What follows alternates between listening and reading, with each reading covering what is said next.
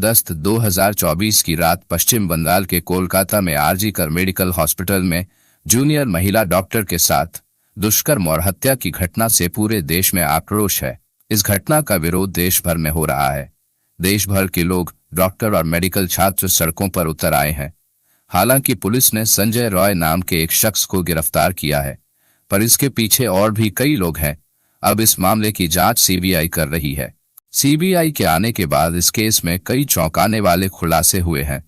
Postmortem report के आने के बाद ये तो निश्चित हो ही गया कि इस घटना के पीछे सिर्फ एक आदमी नहीं है, बल्कि और भी कई लोग हैं। दोस्तों, इस वीडियो में आगे बढ़ने से पहले कृपया हमारे चैनल को सब्सक्राइब जरूर कर दें और बेल आइकॉन ऑन करके ऑल पर प्रेस कर दें, ताकि मेरी वीडियो की नोटिफिकेशन सबसे पहले आप तक पहुंचे। सीबीआई की जांच में संजय रॉय ने कुछ ऐसे राज खोले हैं जो न सिर्फ दिल दहला देने वाले हैं, बल्कि इस केस के हर राज से पर्दा उठाने में सक्षम है। संजय रॉय ने कन्फेशन दिए हैं कि कैसे उसने डॉक्टर बेटी के साथ जबरदस्ती की। संजय ने बताया कि उसने पहले डॉक्टर बेटी को मारा पीटा, बेहोश किया, फिर उसके साथ जघन्य अपराध किया। कुछ समय बाद वो फिर से होश में आई और फिर से संघर्ष करने लगी और संजय को रोकने लगी, लेकिन संजय ने आसपास मौजूद चीजों से उसे जोरदार तरीके से मारकर पहले बेहोश किया, फिर उसे बेरहमी से मार डाला और डॉक्टर बेटी की जान लेने के बाद वहां से चला गया। निकलते वक्त उसका एक ब्लूटूथ डिवाइस नीचे गिर गया, जिसके आधार पर वह पकड़ा गया। इस केस में भले ही पुलिस ने संजय रॉय को गिरफ्तार किया है, लेकिन इस केस के केंद्र में पूर्व प्रिंसिपल संदीप घोष नजर आ रहे हैं। यह पहला मौका नहीं है जब संदीप घोष विवादों में घिरे हैं। संदीप घोष का पूरा करियर ही भ्रष्टाचार और पद के दुरुपयोग के आरोपों से घिरा हुआ है। संदीप घोष ने घटना के 3 दिन बाद अपने पद से इस्तीफा दे दिया था, लेकिन आरोप है कि उन्होंने इस पूरे मामले में लिपापोती की और हत्या के मामले को आत्महत्या का रूप देने की कोशिश की। अब सीबीआई लगातार उनसे पूछताछ कर रही है। सीबीआई ने संदीप घोष से कुछ महत्वपूर्ण प्रश्न किए, जो कि इस प्रकार है। इस घटना के बारे में आपको कब और कैसे पता चला? इस घटना की जानकारी मिलने के बाद आपने क्या क्या किया? आप इतने सालों से मेडिकल प्रोफेशन में है, जब आपने लेडी डॉक्टर की बॉडी देखी और देखने के बाद आपको क्या लगा? जरा यह भी बताइए कि पुलिस को किसने और कब कॉल की थी और पुलिस को क्या बताया गया था? मृतक डॉक्टर के परिवार वालों को कब जानकारी दी गई और किसने जानकारी दी? मृतक डॉक्टर के परिवार को आखिर क्या बताया गया था? आपको किसने बताया था कि यह सुसाइड का केस है? मृतक डॉक्टर के परिवार को गलत जानकारियां किसके कहने पर दी गई? किसके कहने पर परिवार से कहा गया कि आपकी बच्ची ने सुसाइड कर लिया है? इसके अलावा भी सीबीआई ने पूर्व प्रिंसिपल संदीप घोष से कई सवाल पूछे, जिनके संदीप घोष ने संतोषजनक उत्तर नहीं दिए, और यही बात पूर्व प्रिंसिपल संदीप घोष के खिलाफ जाती है। सीबीआई की जांच में और भी कई खुलासे हुए हैं, जिससे संदीप के काले कारनामों का पता चलता है। इसके साथ ही अस्पताल कैंपस में ड्रग रैकेट एक्टिव होने की भी बात पता चली है। आपको यह जानकर हैरानी होगी कि खुद ही नैतिकता के आधार पर इस्तीफा देने वाले संदीप घोष के कनेक्शन इतने पावरफुल हैं कि उनके ऊपर भ्रष्टाचार से लेकर कदाचार तक के तमाम आरोप लगते रहे हैं, लेकिन ना तो कोई उनका इस्तीफा ले पाया और ना ही उनका ट्रांसफर कर पाया। आरजी कर मेडिकल कॉलेज के पूर्व डिप्टी सुपरिटेंडेंट अख्तर अली ने डॉक्टर संदीप घोष की पूरी कुंडली खोली है और संदीप घोष के चाल चरित्र पर कई बड़े खुलासे भी किए हैं। अख्तर अली ने कहा है कि संदीप घोष एक माफिया की तरह है। वे बहुत ही भ्रष्ट व्यक्ति हैं। वह छात्रों को फेल कर देते थे और पैसे लेकर उनको पास करवाते थे। वह हर काम में पैसा वसूलते थे और छात्रावास में छात्रों को शराब की सप्लाई करवाते थे। वे मानव अंगों का तस्करी भी किया करते थे, बांग्लादेश के साथ अवैध व्यापार भी करते थे और प्राइवेट अस्पतालों को अज्ञात शव बेचा करते थे और उनसे पैसे वसूलते थे। उन्होंने अपने पद का दुरुपयोग किया और उनके खिलाफ कोई ठोस कार्रवाई नहीं की गई। आरजी कर मेडिकल कॉलेज में जो भी काम होता था, सब जगह वो पैसा खाते थे।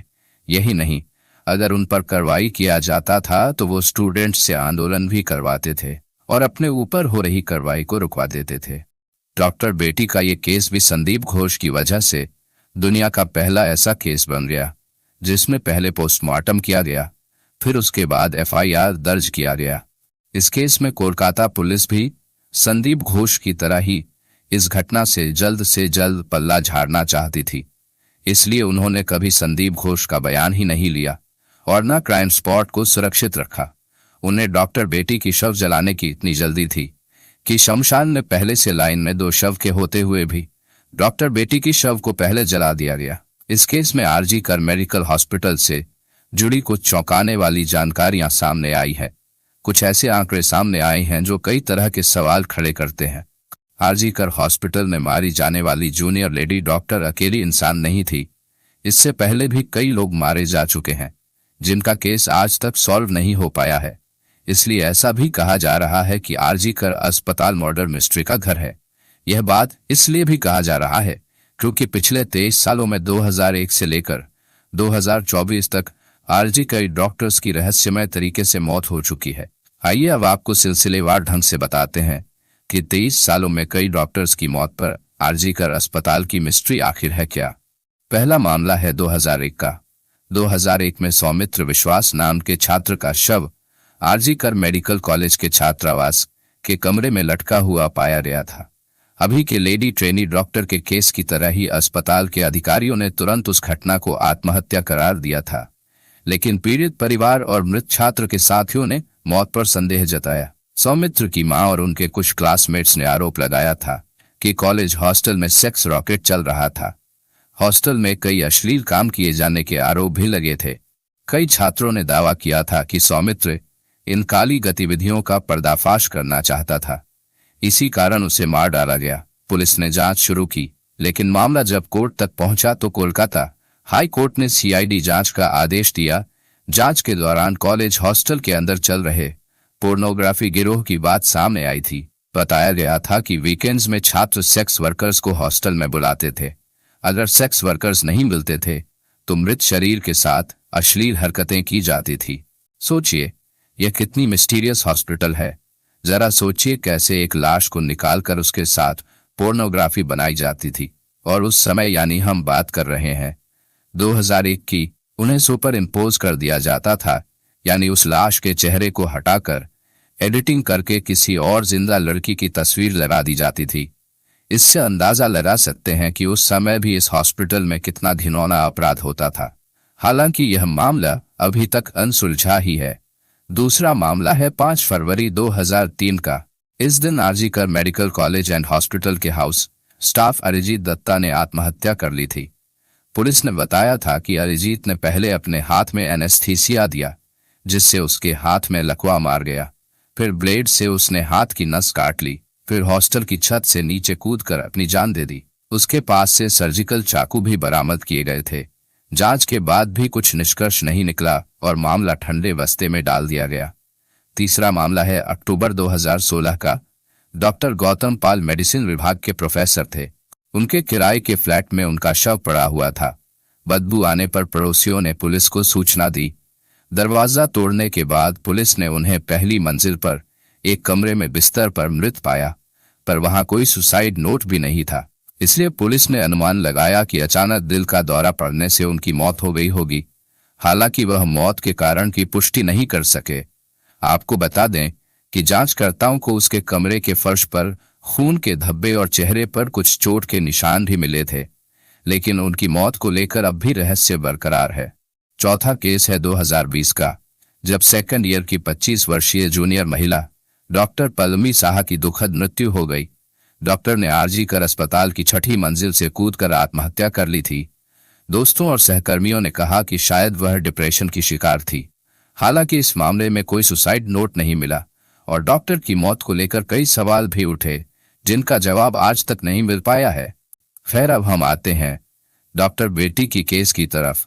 जैसे उस समय की सारी मौतों को पुलिस ने सामान्य मौत घोषित कर दिया था, ठीक वैसे ही इस केस में भी पहले यही साबित करने की कोशिश की गई कि ट्रेनी डॉक्टर ने भी खुदकुशी की है।